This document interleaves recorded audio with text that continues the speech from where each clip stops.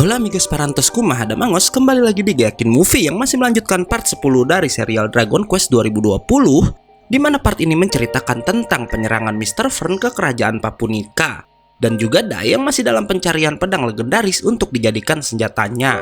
Bagaimana keseruannya? Mending kita langsung aja, tapi sebelum mulai harap cek dulu kota kalian kalau sekarat bisa numpang wifi tetangga. Bruh.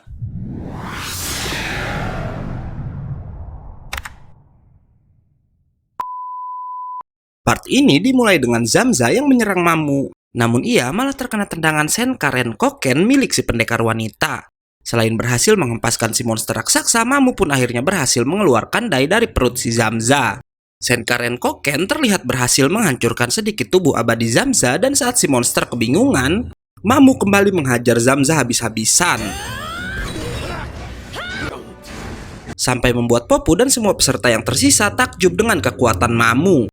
Mamu pun lagi-lagi bisa menjatuhkan Zamza, dan bersamaan dengan itu Dai pun kembali tersadar. Tapi ia terlihat kelelahan karena udah mencapai batas waktu menggunakan kekuatan naganya.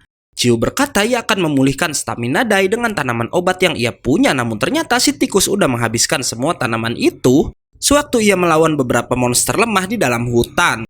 Kembali pada Mamu yang bersiap melancarkan serangan terakhir pada Zamza, namun ia lalu terkena lendir dari mulut si monster yang membuat Mamu nggak bisa menggunakan Senkaren Koken lagi. Zamza pun bergantian menyerang dan berhasil membuat Mamu terpojok. Melihat itu, Popu menyuruh Chiu memeriksa lagi barang bawaannya hingga si tikus menemukan tanaman obat, walau katanya itu cuma cukup untuk memulihkan stamina seekor burung aja. Bersamaan dengan itu, Mamu pun berhasil dijatuhkan oleh Zamza, sementara Dai punya satu rencana yang meminta Chiu membawanya menuju pedang juara. Balik lagi ke Mamu yang berhasil ditangkap oleh si Zamza. Zamza mengatakan jika Mamu itu nggak ada apa-apanya dan nggak lebih dari sampah. Namun Mamu menjawab nggak ada satupun makhluk hidup yang seperti sampah. Dan jika Zamza nggak bisa melihat itu, maka dia sendirilah yang sampah. Mendengar kata-kata Mamu, Zamza pun mengingat ayahnya, di mana selama ini ia hanya diperlakukan layaknya sebuah alat untuk mencapai keuntungan. Dan jika nggak bisa memberikan itu, Zabuera berkata kalau Zamza hanyalah sampah nggak berguna, membuatnya makin mengamuk dan melampiaskan kemarahannya pada Mamu.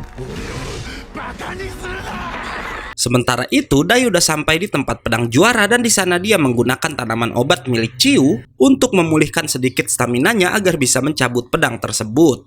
Di lain sisi, Ghost meminta Popu menembakkan sihir merah pada lengan si Mamu. Walau awalnya nggak yakin, Popu akhirnya berhasil memusnahkan lendir yang ada di tangan gadis itu. Dan dengan Senkaren Koken, Mamu berhasil membebaskan diri, bahkan menghancurkan satu lengan si monster. Sampai pertarungan ditutup oleh Dai dengan Aban Sutorasu menggunakan kekuatan naga dan pedang juaranya.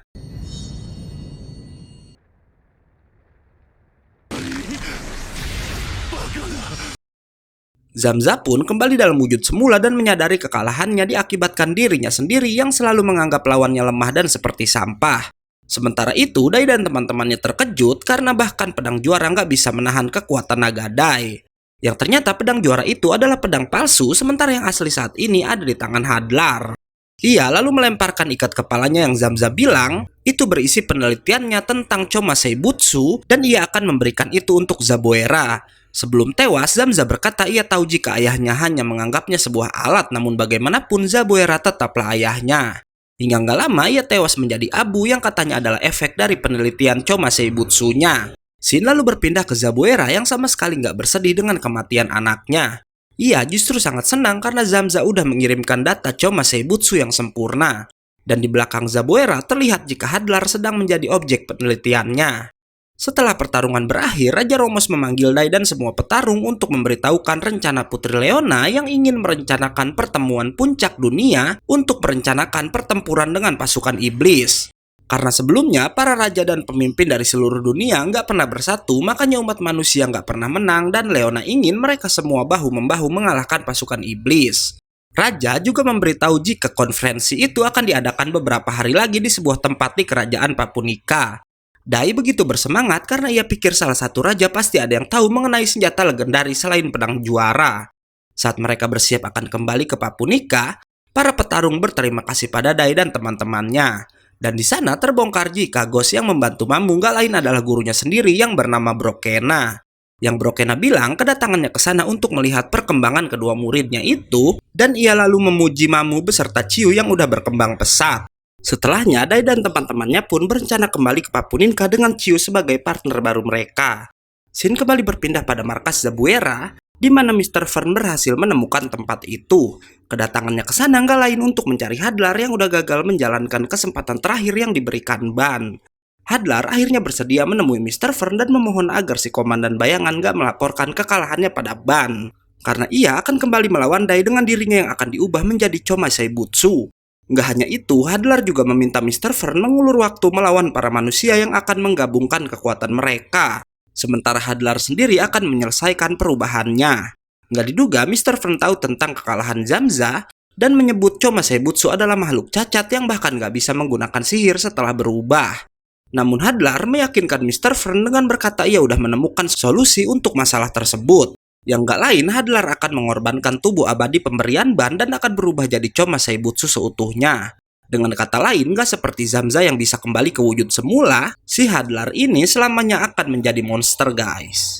Mendengar alasan itu, Mr. Fern pun akhirnya setuju untuk bekerja sama menyerang kerajaan Papunika. Kembali pada Dai dan teman-temannya yang udah sampai di kerajaan Papunika dan langsung ditemui oleh Kurokodain, yang memberitahu jika saat itu putri sedang melakukan konferensi dengan para raja di Kapel Agung Papunika. Tanpa mereka tahu, Mr. Fern udah siap menyerang ke sana dengan semua prajuritnya. Kembali pada Dai yang akhirnya menemui Putri Leona dan ternyata sang putri nggak berhasil mengumpulkan semua raja karena ada beberapa negeri yang udah hancur oleh penyerangan pasukan iblis. Dai lalu menemui Raja Teran untuk menanyakan apakah ada pedang yang lebih kuat dari pedang juara. Raja Teran lalu memanggil Meruru untuk mengetahui hal tersebut.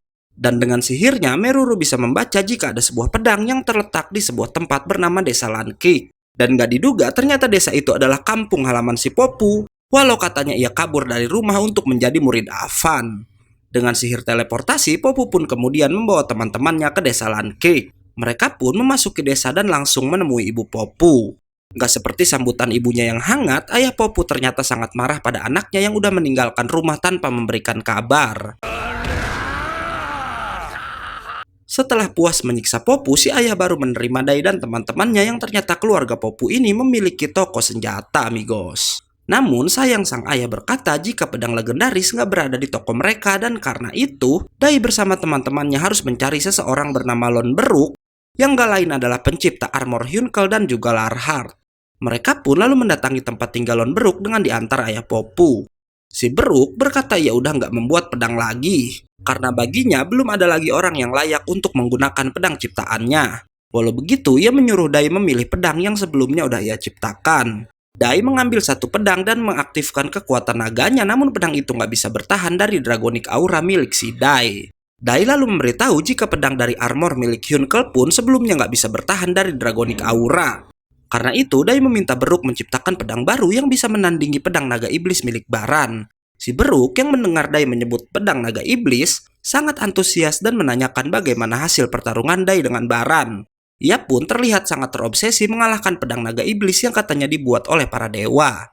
Dan karena itu, Lon Beruk bersedia membuat pedang untuk Dai yang bisa mengalahkan pedang milik Baran tersebut. Namun masalahnya, si Beruk nggak punya bahan kuat yang bernama besi orikalkum dan meminta Dai mencari bahan tersebut. Dai pun sempat kebingungan, namun kemudian ia mengingat jika dulu Raja Romos pernah memberikannya mahkota juara waktu pertemuan pertama mereka di Pulau Dremlin yang kebetulan sekali mahkota itu terbuat dari orikalkum. Dai dan Popu akhirnya berteleportasi ke Pulau Dremlin untuk mengambil mahkotanya. Scene lalu berpindah ke Papunika di mana Raja Romos akhirnya tiba di sana. Hingga nggak lama Dai menemuinya dan bertanya apa dia boleh merubah mahkota juara menjadi sebuah senjata.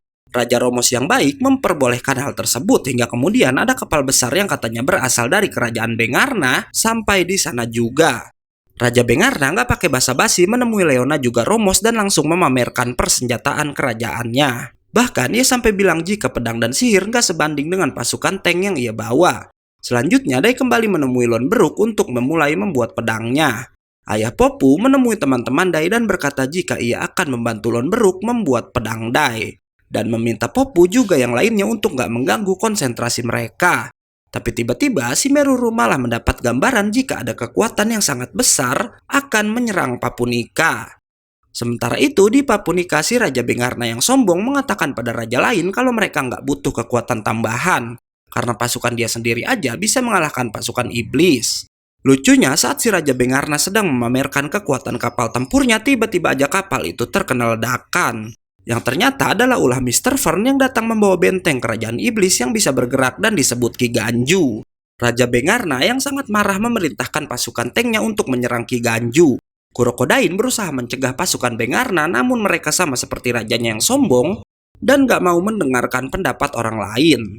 Setelah pasukan Bengarna pergi, Baduk menemui si buaya untuk memberikan kapak si Kurokodain yang udah ia perbaharui. Sementara itu, Meruru menunjukkan apa yang udah terjadi di Papunika melalui bola kristalnya. Dai yang khawatir berniat kembali ke Papunika, namun Lonbruk melarangnya, yang katanya pedang buatannya membutuhkan suara jiwa dari Dai. Maka dari itu, Dai harus tetap di sana untuk menyaksikan kelahiran pedang baru tersebut. Dan oleh karena itu, Popu dan yang lain akhirnya sepakat untuk kembali lebih dulu ke Papunika tanpa Dai. Balik lagi ke pasukan tank Bengarna yang langsung menyerang Ki Ganju, dan melihat itu, sang raja tertawa karena mengira pasukannya udah berhasil mengalahkannya. Nggak lama, Popu dan teman-temannya akhirnya tiba di sana juga, dan saat Putri menanyakan keberadaan Dai, Popu menjawab jika ia sedang membuat pedang terkuat di dunia. Mendengar itu, Raja Bengarna yang sombong bilang mereka nggak membutuhkan pedang terkuat di dunia, karena pasukan tanknya udah berhasil menghancurkan Ki Ganju berkeping-keping. Tapi kesombongannya hanya bertahan sebentar karena Ki Ganju yang sama sekali nggak terpengaruh oleh serangan tank Bengarna malah bisa menyerang balik dan lalu menunjukkan bentuk asli dari Ki Ganju sendiri.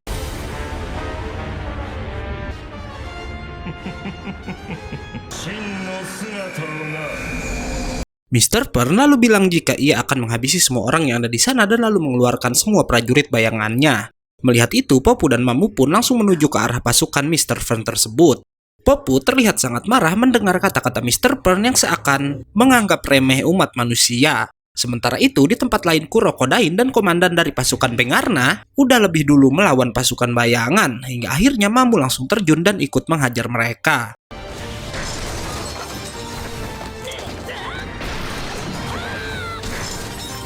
Sementara si Popu yang masih berada di udara berencana menghajar Ki Ganju seorang diri, tapi ia malah diserang balik oleh Mr. Fern.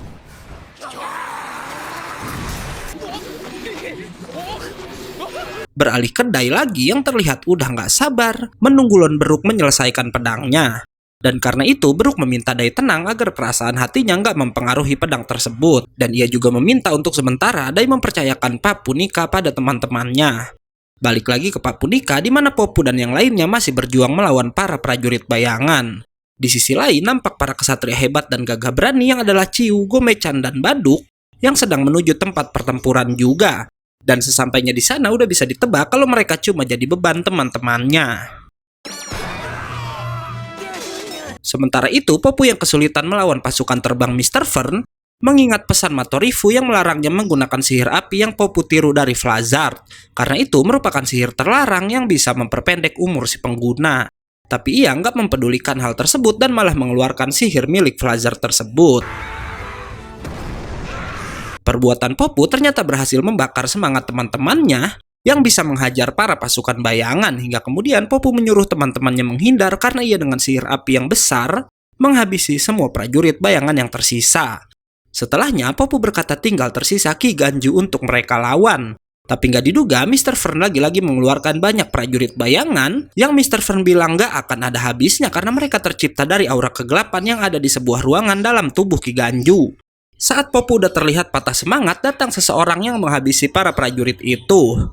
Yang nggak lain adalah Hyunkal yang datang karena ia kesal Mr. Fern udah mengganggu latihannya.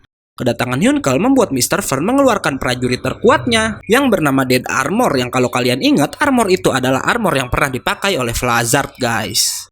Walau begitu, Hyunkal berencana melawan prajurit kuat itu seorang diri. Walau latihannya belum selesai, Hyunkal ternyata udah jauh lebih kuat dan bisa mengalahkan mereka dengan mudah. Setelah mengalahkan Dead Armor, Hyunkal langsung menyerang Ki Ganju menggunakan Grand Cross-nya. Namun Hyunkal menghentikan serangan karena Mr. Fern terlihat udah menampakkan diri. Membuat Hyunkal langsung menghampiri Mr. Fern yang pernah menjadi masternya juga. Pertarungan pun dimulai, Hyunkal langsung menyerang habis-habisan sementara Mr. Fern hanya terlihat menghindar aja. Hingga kemudian saat Mr. Fern bersiap menyerang balik, Hyunkal berhasil mengikat si Mr. Fern dengan tekniknya sendiri. Tapi nggak diduga, Mr. Fen yang adalah pencipta jurus itu bisa lepas dengan mudah dan malah berhasil melukai tubuh Yunkel. Hingga akhirnya Mr. Fen membalas Yunkel dengan jurus yang sama dan menjatuhkan tubuh Yunkel dari atas Ki Ganju. Beruntung Mamu bisa menangkap tubuh si Yunkel. Tapi tiba-tiba si Mr. Fen udah berada di hadapan mereka dan langsung mengeluarkan teknik jaring laba-laba yang membuat semua orang nggak bisa bergerak. Ia lalu memberitahu jika teknik itu cuma bisa dihentikan oleh aura kegelapan dan karena itu ia menyuruh Yunkel untuk menggunakan aura kegelapannya. Mendengar itu, Yunkel terpancing menggunakan kembali kekuatan kegelapan yang dipenuhi oleh kebencian. Namun teriakan Mamu bisa membuat Yunkel kembali tersadar yang katanya ia nggak mau melihat Yunkel yang kejam lagi. Dan berkata Yunkel harus tetap bertarung dengan kekuatan kebaikan.